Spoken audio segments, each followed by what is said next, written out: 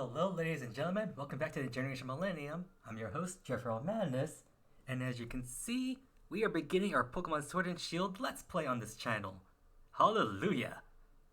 But unfortunately, due to the lack of gameplay audio due to my current situation, I'll just be playing Pokemon music in the background to hopefully not bore you all to death. But like I said, beginning Pokemon Sword and Shield, and I've been tapping my first roadblock at the game. What should I name myself? Female avatar. I guess I'll just go with this.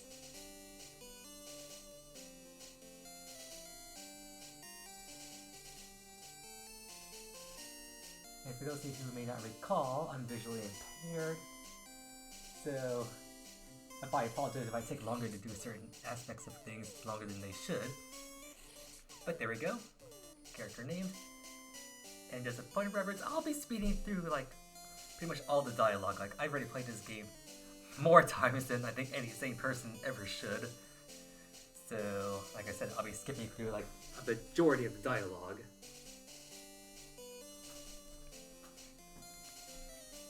Although we begin the cutscene with who is effectively the chairman of the Pokemon League in the Galar region, Chairman Rose.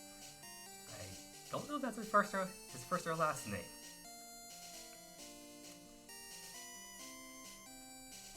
Although it is rather interesting that he shows off his, effectively was his starting Pokemon because he actually did begin the game, his own adventure with a Cufant. And that he's pretty much just introduced in the Galar region. And also we get to see a glimpse of the champion, Leon. And we also get to sort of get a sneak preview as to his ace Pokemon, a Gigantamax Charizard. Excuse me, I'm still a little under the weather.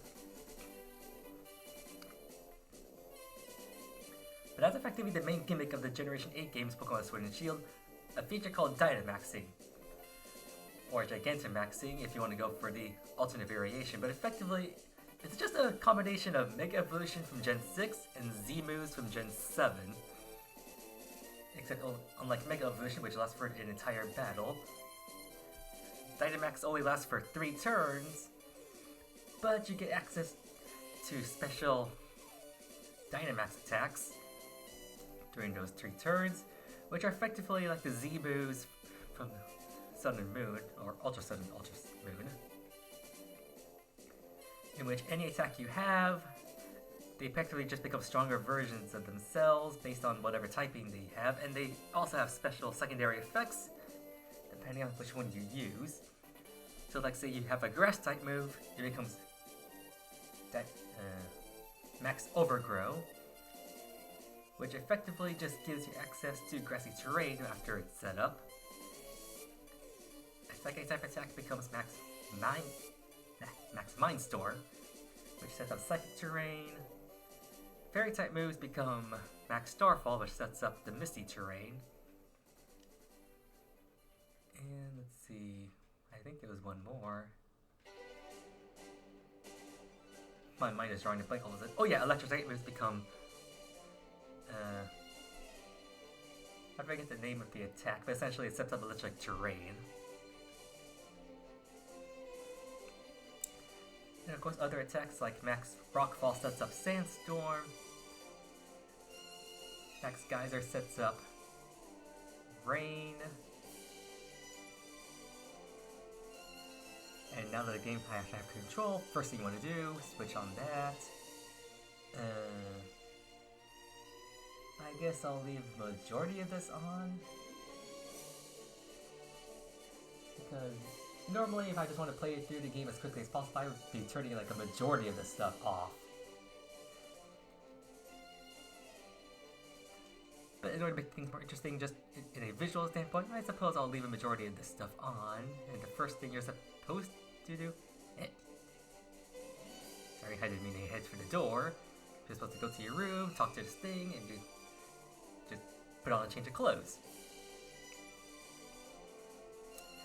But yeah, I just gave a little spiel about the Dynamax feature of the game because that's the main feature for Pokemon Sword and Shield. Now you got your clothes on. I'm just gonna be stumbling around this way, head to the door.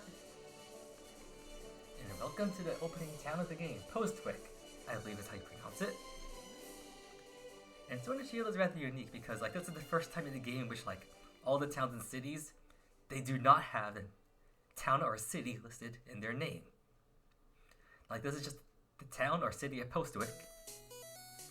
Like I said, no city or town is the actual name of the city, which is pretty interesting. We just had like one of the first guesses of the Pokémon in the overworld, a Wooloo,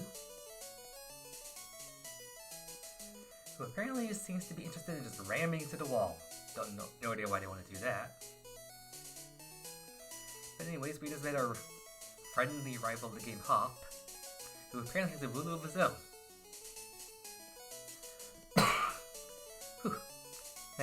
This cough just wants to come back to me full force. Come on. Yeah, being legally blind is a little hard to getting through the game sometimes because I'm just stumbling my way around. Come on, I want to get around this.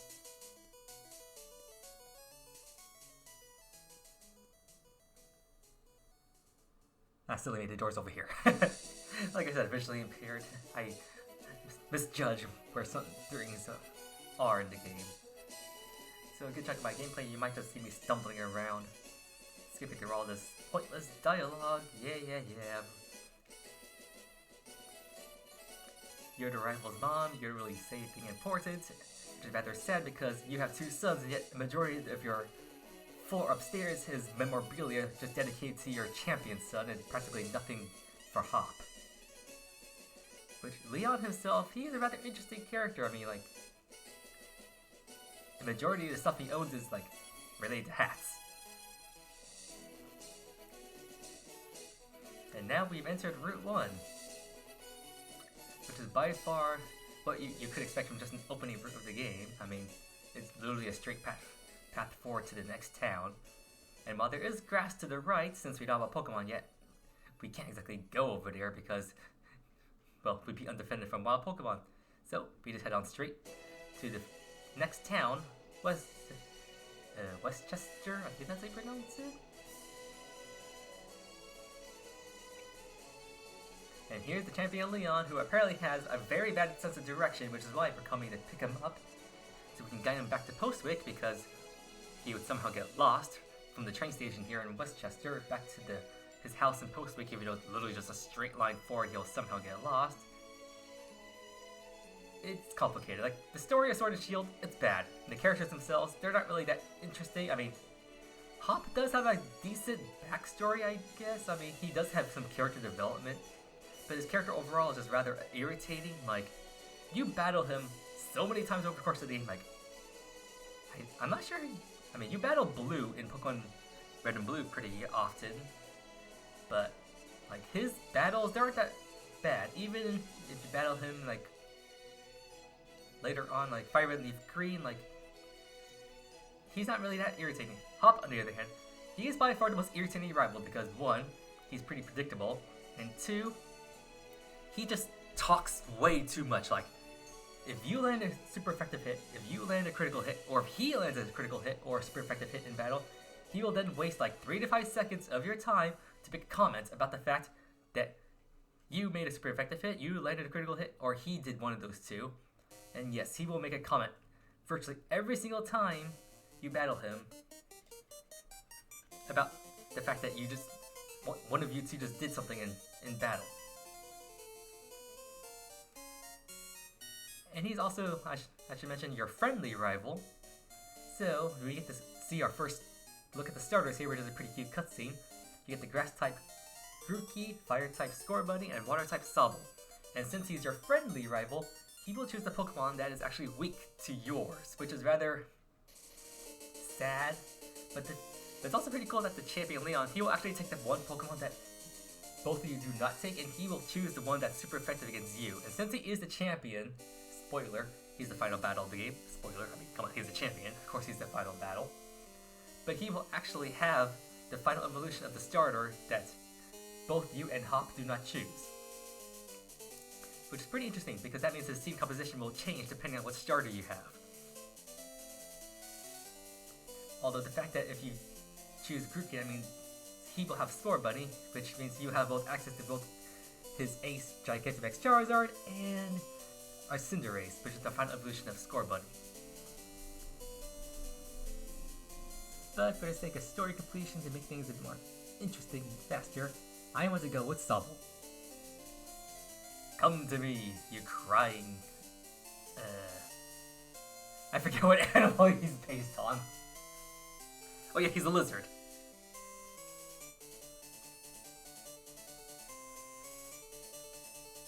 And Score Bunny is obviously a rabbit, and Grookey, I think he's a monkey? I could be completely wrong there, but I'm just basing this on what I've learned online. Like, I'm visually impaired. I have a hard time telling what these Pokemon are based on. Although Wooloo, a sheep, I love his shiny sprite because he becomes a black sheep. And I was born in 1991. Yes, I am pretty old. But the fact that I'm geared a sheep and Wooloo is literally a black sheep when he's shiny, we're meant for each other. And now we have this random barbecue, and then the game gives us a healing animation sound at this point. I mean, I don't know why they're healing us. I mean, we haven't done anything.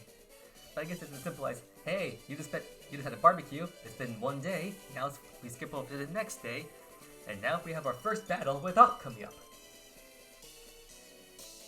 Just getting through all this dialogue, blah blah blah. At this point, Hop's theme is playing, and now his battle theme plays, and he has like a slapstick sound effect when he like begins the battle. I don't know what's that for. But he has two Pokemon, his first technical starter, Wooloo, and then his official starter, in which since I chose Sobble, he will have Score Bunny at his starter. And we have to access the two attacks. Go! Hit that guy with Tackle. And I'll just be spamming the attack until he gets knocked out. Or sorry, not Tackle, I have Pound. This text goes by pretty fast, so I just skipped that there, and I wasn't even looking at the menu, so I missed that. I must have a bad nature, right? If Pound is taking this long to knock out Wooloo. Unless this guy has his ability Fluffy, which makes physical attacks deal less damage, which could possibly be it. But Wooloo gives enough experience points that you level 6, and no matter which starter you choose, they will get their stab attack. In this case, Water Gun. And for those of you who don't know, stab stands for, is an acronym that means same type attack bonus. So in Sobble's case, you get access to Water Gun, which is convenient because now he sends out his official starter. Water Gun deals great effective damage. And like I said, here's the obligatory 3 to 5 seconds of him wasting your time. Just make a comment that you made a super effective hit. And like I said, he will waste your time every single time you do that in battle. So to attack, down, starter down, and he gives him experience points that your starter now is level 7. Thanks for the free money, Hop. Still find it funny that, as some people online would say, each time you beat a trainer, they were so frightened of the fact that you beat them so soundly that they just dropped their wallets.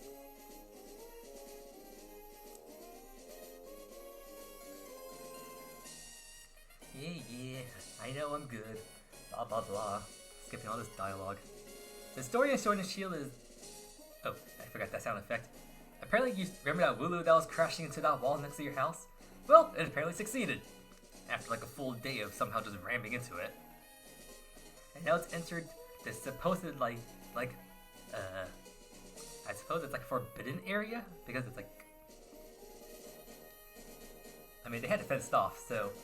This area is supposedly, like, you're not supposed to go here. But welcome to the Slumbering Wheel. I believe that's the place. But apparently this is where the legendary Pokemon are, and because of, I don't know, it's like a secret place of some kind. It's been, like, made inaccessible for some reason. Hello, Schoolvet. This is one of the Gen 8 Pokemon.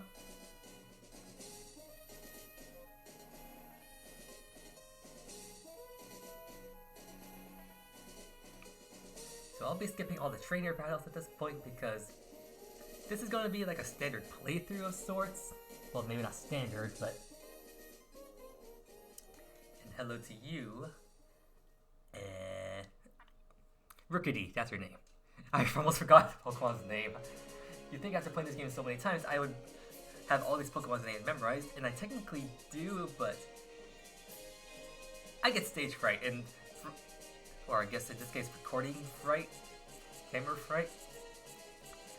So I just tend to forget things since I'm technically recording, and just don't judge me, please. Like, I just get stage fright. I just sometimes just forget things when I'm in the middle of recording because, well, yeah, I can't even come up with the words right now. But anyways, we're entering this like densely fog-lit, well, not fog-lit, but a dense fog area of the Slumbering Weald, and oh boy, this fog is really thick. I can't even see where I'm going right now. Like, whether you have good eyesight or not, but for me, like, I was just literally just moving forward on the analog stick, and I literally could not tell where I was going. But wait. Is there a mysterious figure coming out the fog? Who is this mysterious Pokemon? And we hear the cry at this point. And FYI, I'm listening. I can hear the sound because I'm headphones connected to my Switch, but unfortunately you cannot hear anything on your end, which is rather unfortunate. But if you support me on Patreon, I can eventually gain access to more funds, which means I can buy a better camera, which will hopefully have connected gameplay audio as well as visuals, as you can hear right now. Like an Elgato or something like that.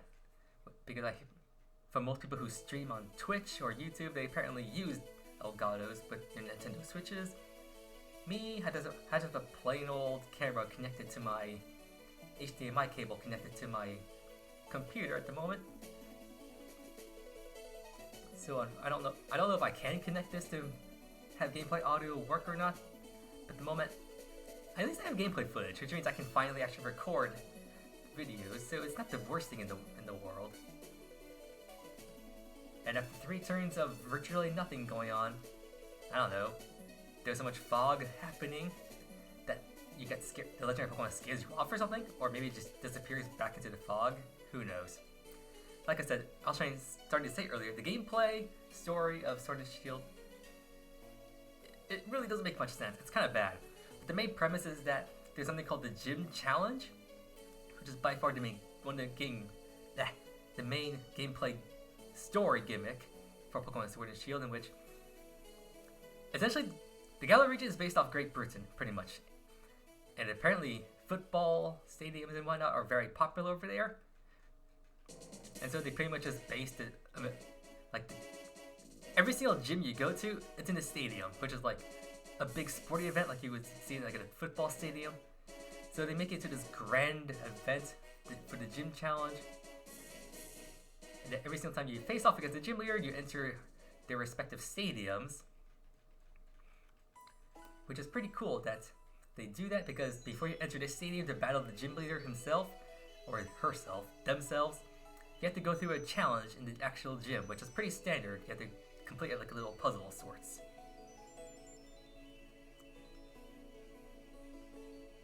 And then when you're in the stadium, or any specific location, that's where you can perform the Dynamax feature, which of course the gym leader, they will Dynamax or Gigantamax their ace Pokemon, which is what you're supposed to do as well. You technically can beat them without Dynamaxing or Gigantamaxing, whichever the case.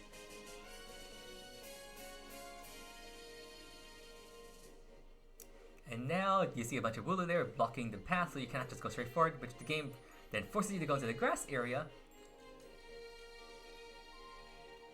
And it's this point that you can technically, well, the gameplay at this point, the game doesn't tell you, but you technically have access to Pokeballs now, and all the Pokemon you face here on Route 1, they all have a 100% catch rate on them.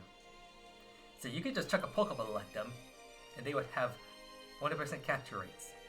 You don't have to damage any of them. So you press the X button on your controller, you can access to your Pokemon menu, and you see right there you're given 5 free Pokeballs. I think your mom gave them to you or something? I'm not sure. But anyway, I'm not gonna catch anything right now because I don't really see the need to. So you just do like a big like sideways U-turn to get through the grass. And I had the worst eyesight ever, and I'm just running into every single Pokemon sprite that's on the screen. Yeah, my eyesight's that bad, I can't even see the sprites of the Pokemon on the screen.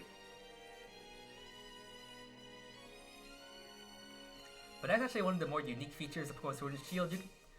There's still the random encounters you can come across Pokemon in the wild. Like you can see the Pokemon sprites on the overworld, kind of like how they did in Pokemon Let's Go Pikachu and Eevee. But you also have the random encounters still, which are represented by exclamation marks that you see in the tall grass. In which some of the Pokemon you encounter each route, they will change depending on whether you see them in the overworld or through the wild encounters exclamation marks in the grass. Which increases the encounter tables, I guess you can call it. Which means even though you can capture all the Pokemon in the overworld, there may be some that are exclusive to the exclamation points, which means you have to backtrack and then search the Pokemon through them that way. Which I guess is pretty convenient, which means that if you catch all the Pokemon you see in the overworld, that means you didn't just have to focus on the random encounters if you're trying to complete your Pokédex. And the Galar Pokédex itself is home to 400 Pokemon, which is not the worst sized Pokédex out there. I mean, that's pretty big compared to some others. Like the Hoenn Regional Pokédex only has 202 Pokemon. You can include the Mythicals, Jirachi, and Deoxys. The Sinnoh Regional Pokédex is home to only 150 Pokemon. 151 if you include Manaphy. And I think the original Sun and Moon Pokédex had only about 200 Pokemon.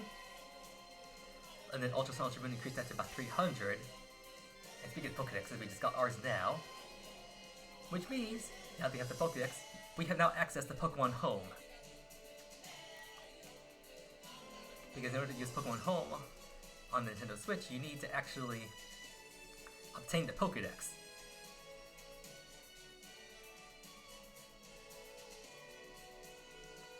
So now that we have access to the Pokédex, I'm actually going to do a little skip feature.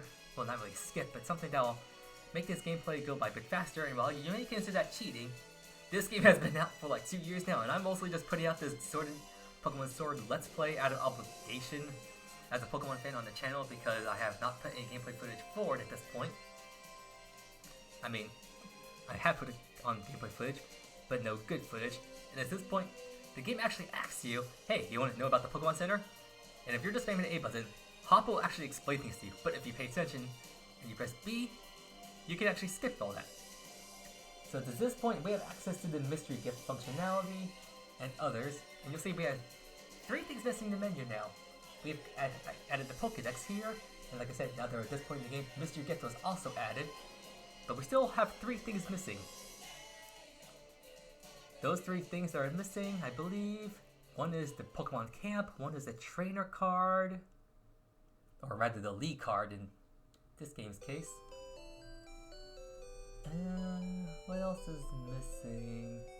We have Pokédex, Pokemon Bag, saving the game, town map. Let's see, League card also goes up there.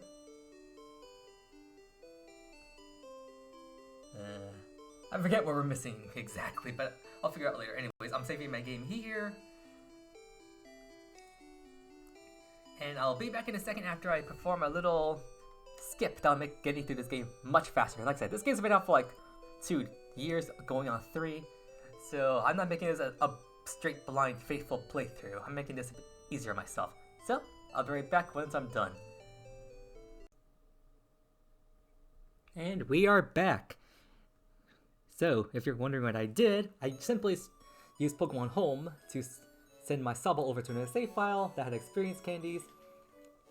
And I essentially just leveled up to the max. I used Hyper Training to get his stats up. I gave him an ability patch. I maxed out his Dynamax level, and I gave him, I guess you could call them competitive moves. I mean, I gave him enough attacks too so he can handle whatever comes his way. And you may consider this cheating, but like I said, this game's been out for like over 2 years now. And I'm mostly just doing this out of formality because I want to get this game over like ASAP. Oh yeah, but one more thing I did was I also used Pokemon Home to max out my Pokedex because I already completed the Pokedex before, so it was easy to just transfer everything over and then put it back in Pokemon Home because I got things to do, and I'm mostly just putting out this playthrough as a formality because I want to actually have Pokemon Sword and Shield footage on my Switch. Come on, game. Move. Thank you. Whoa, I think the game just glitched out there. But like I said before, like on Route 1, if you got Pokemon there, because I think your mom or something gave you like 5 Pokeballs, then you would skip this catching tutorial that Leon's about to show you. But since I didn't catch anything, because like I just said, I just completed my Pokedex just by using Pokemon Home, I have no need to really catch anything. So I'll be forced to sit through this catching tutorial, unfortunately. In which Leon, the computer, is moving through the game very slowly and... Oh wow, he has like 50 Pokeballs in his bag for some reason. Which I guess makes sense because he's about to give you like 20 of those Pokeballs right after the tutorial ends.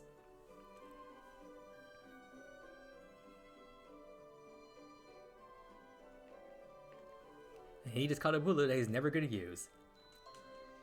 But one of the main reasons why I wanted to transfer my Sobble over to the save file is because on Route 1, the Pokemon you catch, like I said, have a 100% catch rate. However, there's a feature that was added since Pokemon X and Y in Generation 6 that whenever you catch a Pokemon, you gain experience. But along with experience comes effort values, or EVs for short, which effectively just boost the stats of your Pokemon. But since I want my Sobble to have like the best stats he can, which means I wanted him EV trained in special attack and speed, if I started catching Pokemon, that would ruin like all of that. So the 2 Pokemon that I beat up until then was just Hops Wooloo and Scorbunny, which don't give enough EVs to boost any stats. So I effectively just skipped all wild battles up to that point, and I used the Pokemon Center to put my Sobble into the PC, swap it out with a Pokemon I put in Pokemon Home. And I think, yep. It's at this point the game just shows you, hey, there's a trainer over there. And a feature that was added from Generation 7 is that when you approach a trainer and you get close by to him, the game sort of puts just you into like a little shadowish kind of mode. And which is supposed to tell you like, hey, there's a trainer nearby, you're about to enter a battle. And as you saw like the screen, like the vision narrowed to show you specifically which trainer you're about to battle. Which I guess is kind of convenient and kind of cool at the same time. But I think it was kind of more pronounced with the way they did it in Sun and Moon. And that's what Snapshot looks like. That's Inteleon's signature move.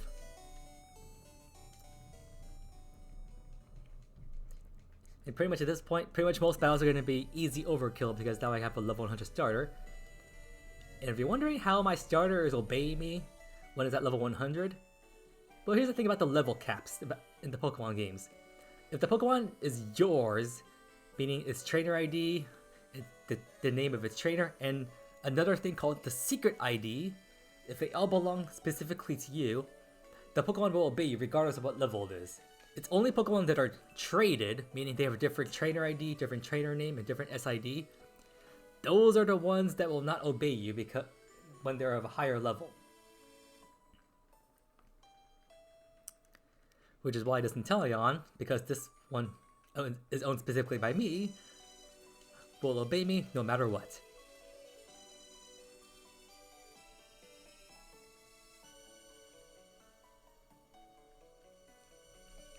And here's my visual impairment. I'm just stumbling around trying to find my way. Ah, here we go. But yeah, effectively at this point, I'm just mostly just recording the playthrough of location. This is mostly just going to be a straightforward and easy playthrough. Although I do intend to do something else soon. But even though I could use Pokemon Home to max out my starter, you do not have the ability to trade Pokemon just yet. Although that's coming up soon.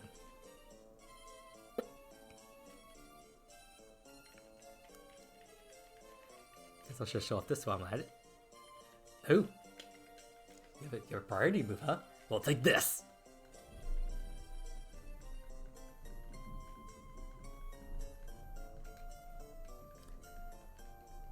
frankly, I've been recording for quite a while now.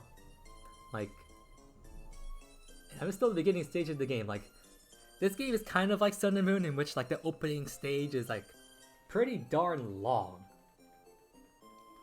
Like, according to my camera here, I've been recording for like half an hour now, and like I'm not even through all the tutorial stuff yet.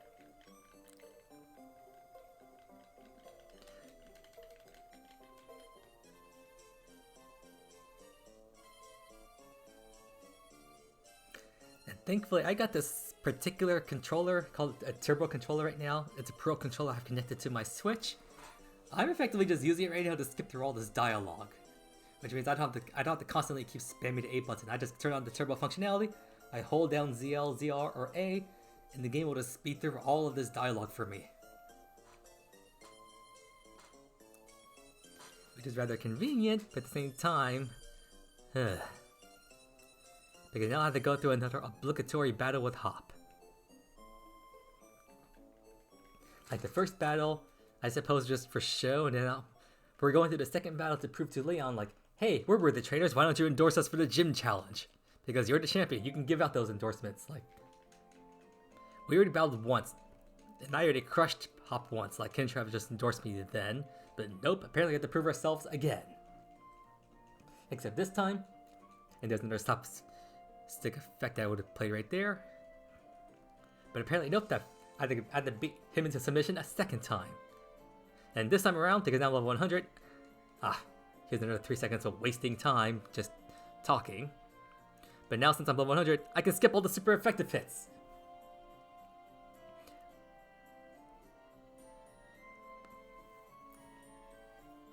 Unless I get land a critical hit, which hopefully I don't.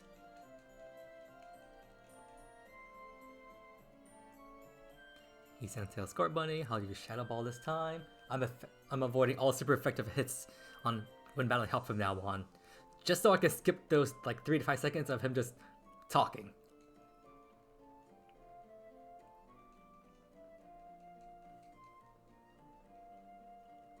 But of course, he'll just keep talking anyway because he'll waste 3 seconds talking at the beginning of the battle and when he's about to send it his final Pokemon.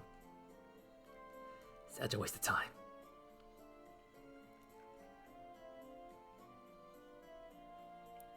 And down goes his third Pokemon. I'll just gain experience here for no real reason. He'll drop his wallet out of fear for some reason. And now I'll turn the turbo functionality back on. Skip through all this dialogue.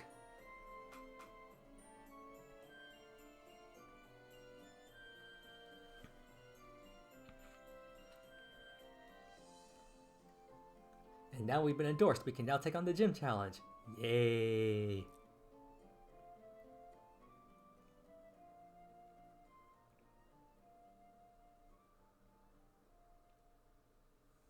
And then for some reason we see this just shooting star falling out of the sky or something. I don't know what's going on here. But we apparently pick up this strange item. We obtain a wishing star! Which is rather funny because now that we have Pokemon Sword save file, if you're to play Brilliant Diamond Shining Pearl, you can use the save file to get Jirachi once you get to Florima Town. Which is rather odd. And then using Let's Go Pikachu, Let's Go Eevee, if you have a save file of that, you can get a free Mew at Florima Town as well, for some reason. I still find it crazy that being the SP, you can have 3 Mythicals on your team. If you're still playing the game right now, you can gain access to the Manaphy Egg mystery gift. So after just having 1 badge, you can have up to 3 Mythicals on your team. Now granted, they're not the best Mythicals out there, given their stat totals. They're pretty average, which means they're pretty decent for the beginning sections of the game, but once you get to like the Elite Four, they're average Pokemon at best. So the hype is not really all that huge. I forgot what item that was I just got. But effectively soon we'll be getting the Dynamax Band key item, which effectively unlocks the Y-Com feature, which then unlocks the ability for you to trade. Oh wait, I think that was the Y-Com. But one more thing, you can go around the house back here. This is actually Professor Magnolia's laboratory. For some reason, she decided to build all the way on the back section of the route. But anyways, you can go back here and pick up the TM for payback, which I'm never going to use, but I thought I'd just show it off anyway. May as well show off as much as the knowledge of the game that I have while I'm at it. I mean, I played this game so many times, I should know where a majority of the items are. And here's Hop's obligatory, well, interrupting our journey pretty much. And he'll be doing that constantly. Like, there's one thing about the modern Pokemon games, mainline games, like ever since Gen 6, they've become very handheldy. Like they hold your hand throughout a majority of the game. Like, pretty much the entirety of Pokemon Sun and Moon was a tutorial. Like, the entire first island, Melemele Island, was like a tutorial. Like, they held your hand like throughout the entire gameplay of the first island. Even after you go to the second island and you can move on with your journey, like, the majority of Sun and Moon just felt like a tutorial still. And like, the amount of time it takes you to actually gain access to like trading and whatnot, it like takes a full hour. Whereas here, it takes you roughly half an hour to unlock the ability to trade and do battles and whatnot. But effectively, at this point, we now have access to doing several other things within the game. Like, I could connect online and begin doing raid battles right now and earn experience candies. And experience candies are effectively what makes this game extremely broken, because if you have access to another Nintendo Switch, or just you know other people who are hosting raids, you can effectively just join all those different raids, earn a bunch of experience candy, feed them to your Pokemon, level up quickly, use the TRs to teach your Pokemon a bunch of moves. Like, Sword and Shield is extremely busted early on because you can just gain a ton of Pokemon items, experience. There is so much that you have access to now that you have access to the Y-Com, and soon we have access to another feature of the game, which we're about to be introduced to pretty soon. Oop, nope, I didn't mean to do that.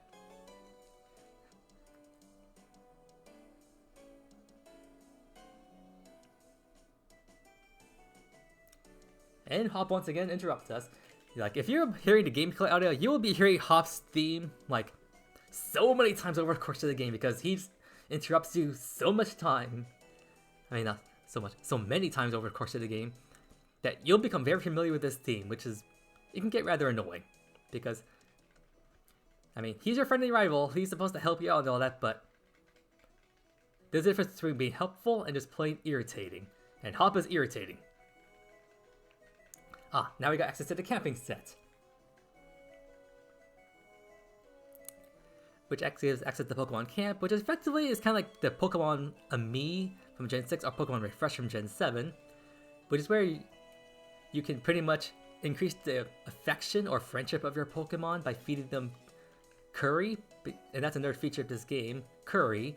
By using Pokemon Camp, you can cook 1 out of 151 different types of curry. Yes, there's as many curries as there are Pokemon in the Generation 1 games. But depending on the curry you make, and then depending on how well you make the curry, because curry can be made in one of 5 classes. Coughing class at the bottom, Wobbuffet class above that, Milcery class as average, Copperajah class as above average, and the top tier is Charizard class curry. And the higher the class, the more effective your curry becomes, because one of the main features of using curry is that you're using it while you're here in this new area we're about to enter. Give it a second to load.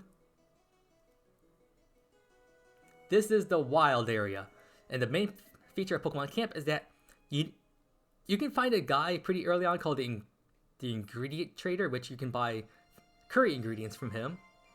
But you can also find berry trees scattered all over the Galar region. And by using these berries in conjunction with those ingredients, you can make curries of different flavors, which is why there are 151 different types of curry. There are technically only 26 types of curry, but 25 of them have 6 different flavors. A neutral flavor, along with bitter, sour, sweet. I forget the other 2, but like I said, there are 6 flavors, including a neutral flavor. And by feeding them, they increase your Pokemon's HP and PP So then you can stay in the wild area, can just continue the cycle of, like, we were just at a train station just then, and at the counter there was a Pokemart there, which you can buy potions, Pokeballs from. Effectively, the game developers wanted you to stay in the wild area as long as possible. Like, there should be a guy here. Oh, is he not here? Huh, maybe he appears later. But anyways, there's supposed to be a guy there in which he would give you ingredients you can buy Pokeballs and TRs from. But here we are, welcome to the wild area! And this is the first area known as the Rolling Fields. And trust me, the wild area is pretty big, especially if you don't have access to the bicycle yet. But here's the guy I was talking about, one of the ingredient traders, in which you can buy different kinds of ingredients, such as fried food, instant noodles, pre-cooked burgers, mixed of mushrooms, and a pack of potatoes, all of which will make different types of curry. And yes, fried food can make a type of curry. And if you think that's weird, there are several other stranger ones. And there are actually a couple of ingredients that you cannot actually buy from the wild traders, in which you have to find them across the wild area. Those are the pungent roots, fancy apples, large leeks, and the last one is one called Gigantomix, which is exclusive to raid battles, because I think you can only get that one as a rare drop from 5-star raids. I could be wrong on that, but like I said, it's a pretty rare curry ingredient. And if you're wondering why I'm just running across this side of the lake here, is because I don't want to get lost. Because I know where I was supposed to go and how to get there, and just by hugging the wall, here we are. We cross this bridge. But you probably saw that beam of light over there. That's known as a raid den. And by interacting with raid dens, you can enter what's known as max raid battles. Oh, what do you know? Here's Punch and Root. I'll just spamming the ZLZR buttons on my controller. Oh yeah, another Punch and Root. Because I was hoping maybe I'll find something along the shores. Oh, I hear a sound of a raid. Where is it? Aha! Here it is. And each time you interact with these raid dens, you earn watts, which can help you find the watt traders in the wild area who can purchase items. But anyways, once you interact with a raid, you can see information about it. This is a 1-star raid, which are the only raids we have access to in-game. Although if you use the Y-Comm to connect to somebody else's Nintendo Switch who is hosting a raid, we can actually enter any ranked raids, which go from 1 to 5-star. And I think that's a Timpole. We can see the type there. Now when it says invite others, this means we can invite other players locally, or if we use the Y-Comm to connect online, we can invite people online. But since we have level 100 Inteleon, we can enter the raid by ourselves. We don't need to invite other people.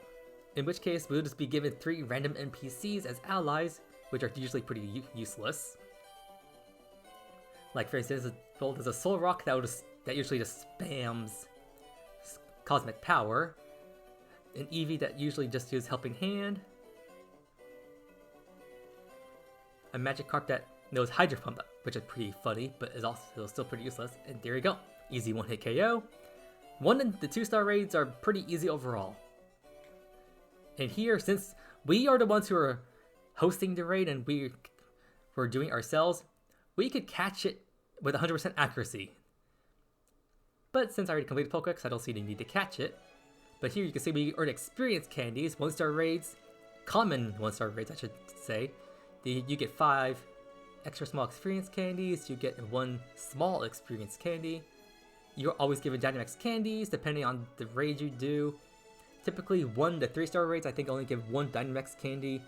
Maybe 3 to 4-star raids I think maybe give 2 Dynamax candies. And in some 5-star raids they give 3 Dynamax candies. And Dynamax candies, oh, I got a pearl. Also a chance you can earn some rare items that you can sell for money from raids. There's also a 25% chance that any raid you participate in, you also get a rare candy. And you also get TRs, which can teach your Pokemon different types of moves, depending on which ones you get. Those are given at random. And once you clear the raid, the beam disappears. Just continue on this way. I also wanted to mention that as you travel through the wild area, the weather changes, which can get rather annoying because you can be, like say, going through the rolling fields, which luckily for me today was clear weather. But sometimes you may be pestered with maybe something hail or a sandstorm, which can really block your vision, which for someone like me with bad vision, like right now, this is East Lake Axwell area, and it's currently a thunderstorm going on. Which I think has a little bit of, I'm not sure if there's rain also happening right now, but regardless, it's just hard for me to see overall. And well, hey, pretty feather. It's just an aesthetic item, it does nothing. But as I was saying, the wild area, the weather changes every single day in every single different like sub areas. Like the wild area is broken up to a bunch of different sub locations. Like you begin in the rolling field, and the rolling field actually connects to a bunch of different areas in the wild area. Like if you were to head west, you could have entered the Dapple Grove. Or if you were to head from the Dapple Grove, you could enter the Watchtower Ruins. By entering the area like I did, I entered West Lake Axwell, then I crossed the bridge and I headed over, which led me to East Lake Axwell. But there are also a bunch of other areas that are connected to this area. Hello. So these NPCs here, the one on the right is the Curry Master. If you cook a certain number of different types of curry, you can talk to him, he'll just give you a bunch of items. As rewards, they'll effectively just help you in Pokemon Camp, which are just, you can just give to your Pokemon to play around, which helps boost their affection. And this guy on the left, he is known as a Watt Trader. And you'll find him many times over the different courses of the wild area, and he will sell you, well, the different Watt Traders will treat you different types of Pokeballs. They will always sell you wishing pieces, which cost 3,000 watts a piece, and a bunch of different TRs, which I can see are pretty useful moves you can use, like Low Kick, Iron Tail, ooh, Iron Head, that's even better than Iron Tail, and Hydro Pump. Like if I had enough watts, I could technically buy that TR, and if my Sobble was still like a level, like, if I was playing the game normally, he'd probably be like around level 12 by now, I could buy a Hydro Pump TR from this guy and teach it to my Sobble. Therefore, he has like an end game attack at the beginning of the game, which is pretty wild. Like I said, this is one reason why this game is busted. You could literally break the game so easily. But anyways, the main reason why we had to go through the wild area is because apparently a bunch of Wooloo was blocking the train tracks. So we had to take the wild area route to get around those Wooloo in order to get to Motostoke, which is the first major city of the game. And they're just giving us a nice little pan out of this city. And even though we're going to register for the gym challenge here at Motostoke, this is actually the technical location of the third gym of the game. So we're just here just for aesthetics. Like we're just here for the game right now. There's nothing else really to do here.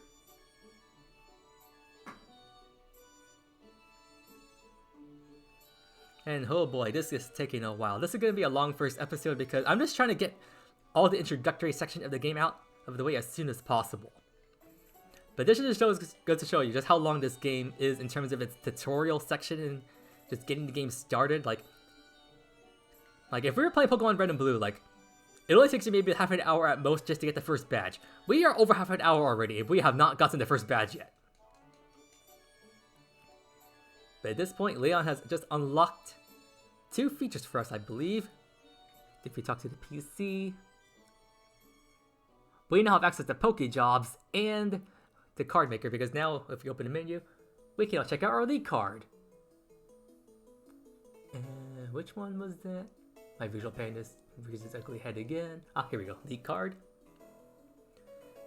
So this is another little football or maybe baseball, basketball, like, you know, those sport cards that people have. Well, your traded card is effectively your sport card, and you can just customize this however you want. And I got a pretty unique. Ah, so close. I could have gotten 6 sixes in a row. So close. Although I guess maybe that would be a bad thing. Apparently triple or it's even. I think 666 is like a bad luck number in Japanese superstition or something. So I guess it's probably a good thing I did not get 3 6s in a row.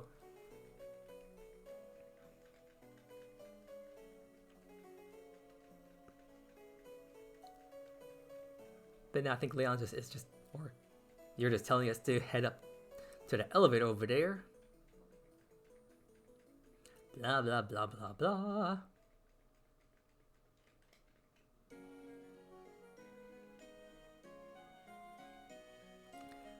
So effectively running through Motostoke over here. But you have access to the boutique, which allows us to buy clothes and also change our physical appearance if we wanted. I'll probably do it myself later on.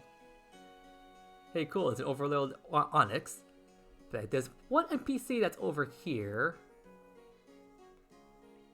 Where is he? I'm pretty sure he's over here somewhere. I'll probably just stumble around pressing the A button until I find him. Oh, there he is. So this guy gives you the high-tech earbuds. This essentially just allows you to just change your sound setting. I don't know why they didn't incorporate this into the game naturally and they had to incorporate it as a key item. But yeah, this is how effectively you can just change different sound settings in your game. We come over here. Charizard's sound plays. Leon interacts with us. And at this point, he's going to give us an item. I think he's going to give us some Mystic Water because we chose Sabo as our starter. Yep. So if you chose Scorbunny as your starter, he'll give you a Charcoal, and if he will give you a Miracle Seed if you chose Grookey as your starter. Effectively just making it so the amount of damage you can do in your game just increases.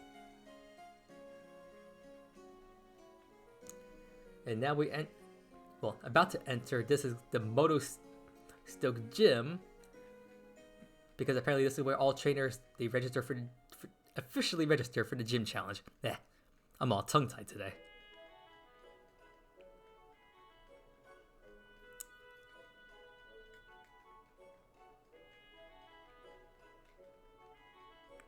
And it's also at the point where you can also choose the number that's going to be on your gym jersey. I wish you could change this later on, but And this is the point where some people, they turn in numbers like 69 or 420. I still don't know what those numbers are supposed to signify, but there's like some sort of like ironic or sexual reference to those numbers. I don't know. I haven't bothered looking them up, and frankly, I don't really care much about them. Although considering what I just saw, what my trainer my league card number was, I guess I'll just put this as my jersey number. But it's actually kind of funny. I think 626 is actually the area code number that you could use over in the LA area. For those of you who don't know, I live in California. And I think 626, like I said, is like the area code for that particular zone. And now the game is essentially telling you, hey, go to the left. You have to go to the hotel. And here's the... Wait. Yeah, here's the game telling you, hey, the hotel's right there. Like, yes, I can see that. Why did it interrupt me 2 times just to tell me where the hotel is? Like I said, these games are very handheldy.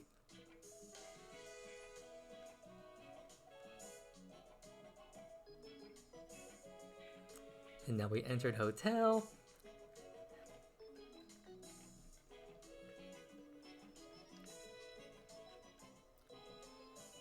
Hello, Sonia. And I think someone else is supposed to be here to talk to us.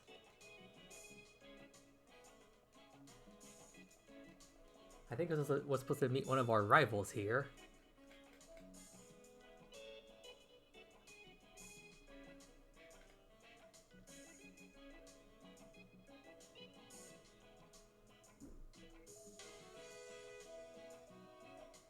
But anyways, rivals talking to us or no, we have Team Yell here. Yes, the evil organization of the Galar region is known as Team Yell. Although they're not really an evil organization, they're just more of a pest. Like, they're a bunch of fanboys who support this one trainer whose name is Marnie. And they are just literally just about fanboys who support Marnie, and their main gimmick is that they're just here to just annoy the heck out of you and anyone else from completing their gym challenges, because they only want Marnie to complete her gym challenge and become the champion. So, yeah, like I said, they're just annoyeds. Like, I don't even know what their motive, besides just being a nuisance, I don't know what they're really supposed to be doing. Like, Team Rocket wants to take over the world by using Pokemon. Team Skull from the Alola region. I guess they were, I forget exactly, but I think they were like supporting the Ether Foundation from the Shadows or something. I think Guzma had like some kind of relationship with Luzamine. I think that was how to pronounce her name. But, I mean, at least other team organizations, they had like some purpose or other. Team Yell is like by far the worst of all the organizations. I mean, even Team Flare, as like boring as they were, at least they were supporting Lysander and wanting to use the ultimate weapon to destroy and rebuild the world. I mean, at least that's something. I mean, they were boring as heck, but like, that was something. And then you have Team Galactic, who wants to destroy the entire cosmos and rebuild it. They're like by far the most destructive. Team Magma wants to expand the land. Team Aqua wants to expand the ocean.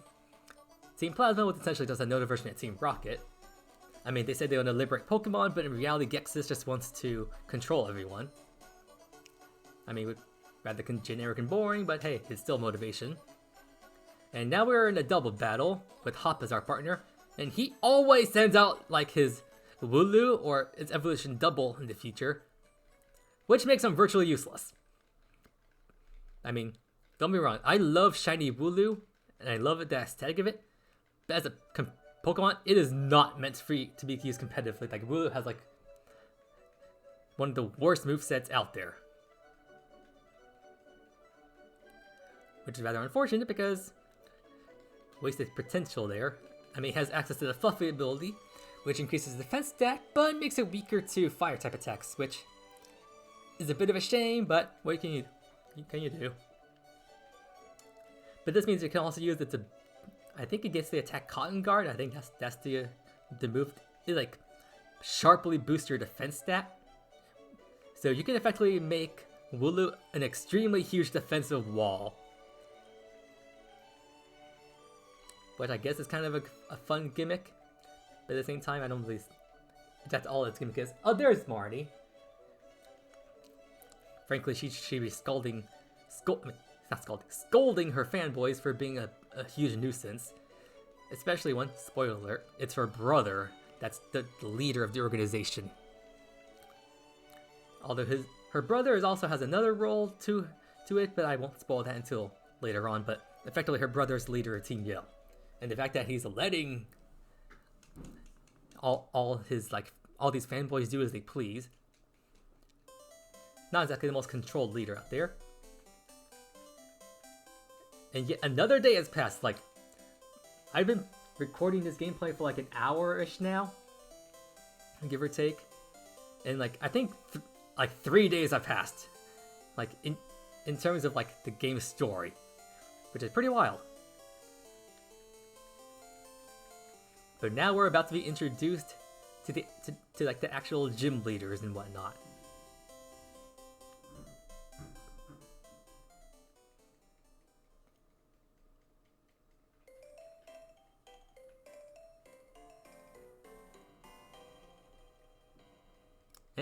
Oh, there we go. I thought the game froze there for a second. I got a little worried.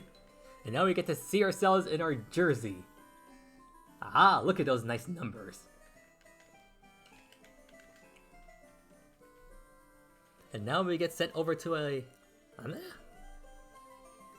well, I mean, it's technically skippable if you turn on the movie skip function, I think. But like I said, since this is a gameplay recording, I wanted at least let you guys see this. I mean, this game's been out for 2 years. A lot of you have already probably seen the game, played it yourself, seen other cutscenes of people playing it. So you pretty much know what's going on here. Chairman Rose is just introducing everyone more officially to the gym challenge. And at this point, if you could hear the gameplay audio, like, you could hear like the gym, a majorly cool remix of the gym music that plays. Like, this is a pretty solid theme and remix. Like, no matter how bad or controversial, like, I've probably been talking a lot, talking down about Pokemon Sword and Shield a lot during this recording. But there's one aspect of the Pokemon franchise that I always love and that they always do right. It's the soundtrack, the music. Like, Sword and Shield's story may be terrible, but the music in this game rocks. And like, I'm not sure how well you can hear in the background, but I've been playing like Pokemon soundtracks in the background. Like, at this point, like you could hear like the gameplay of like the opening music of the Pokemon games, the first town, the routes. Like, the opening section of the game always have very good music, and while they may change later on, it's just always welcome to listen to. Right now, you can hear the gameplay. You're actually hearing like the gym leader battle music, or rather, like the audience like cheering for the gym leaders coming on the stage. So we got introduced to Milo, the grass type leader, Nessa, the water type, Kabu, who is fire, and I forget the names of the other ones because there's also a fighting type, a rock type gym leader. There's also the fairy type lady who's extremely old, and then there's also only 7 gym leaders here. And Gym 7, or technically the 8th gym leader, I think his name is Raihan. What name? But you'll notice that one gym leader is missing. And here we are, our trainer sprite, just walking out into the stadium.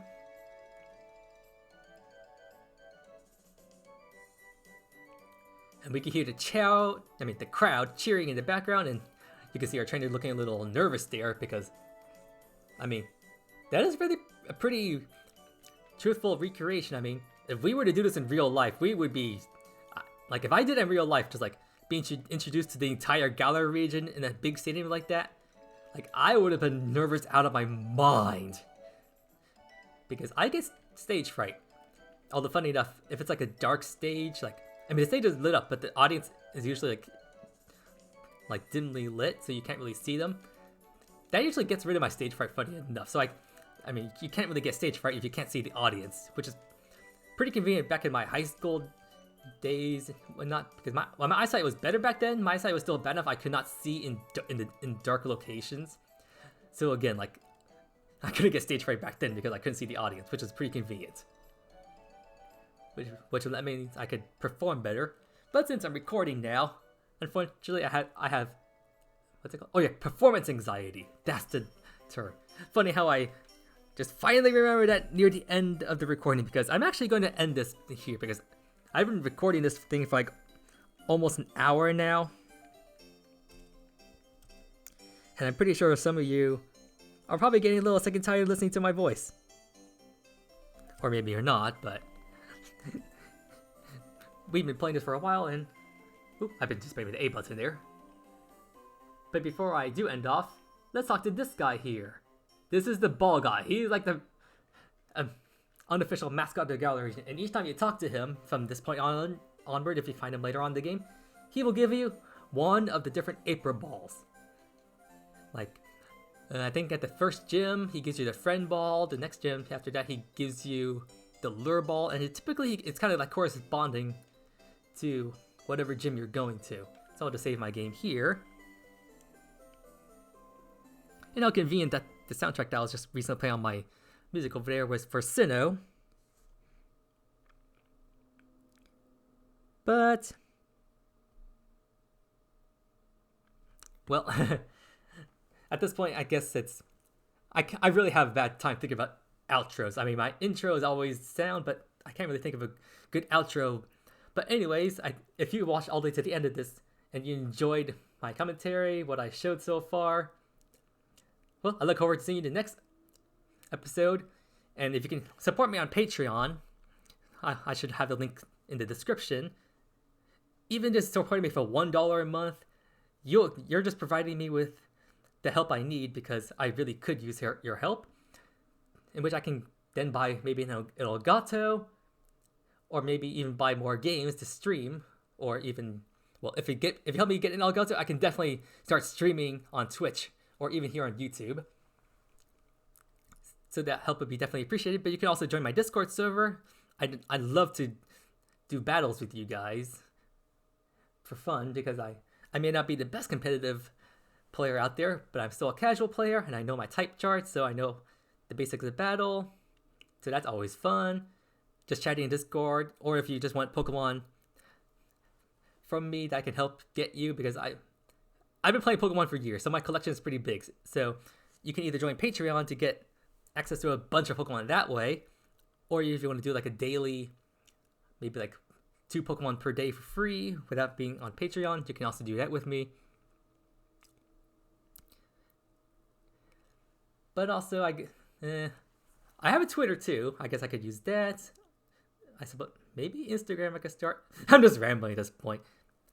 But anyways, but if you just followed me to the end of this video, if you liked what you saw, leave a comment, like the video, and subscribe if you want to be notified for more content like this. So anyways, thank you all for watching. This is Jeffro Madness signing off. Take care, y'all.